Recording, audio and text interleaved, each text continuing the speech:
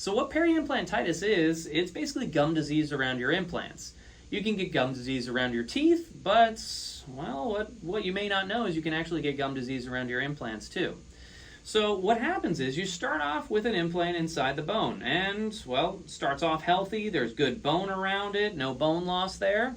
Over time, bacteria can build up around this surface, and if it's not removed, well, it can start causing bone loss there. It can actually start causing bone loss, bleeding, and a lot of times you'll even see pus coming out of these implants too. It's kind of nasty, but that's what actually happens here. So as that bone loss progresses, it gets worse and worse and worse, and eventually you end up with basically very little to no bone around that implant, and, well, implants can actually come out if it gets too severe there. So we can actually prevent that. So how we actually prevent that is we use a laser. So instead of letting that keep getting worse and worse, we're actually able to disinfect around the implant surface there. That gets rid of all that bacteria, so that way, instead of continuing to get worse, we can actually regenerate some of that bone.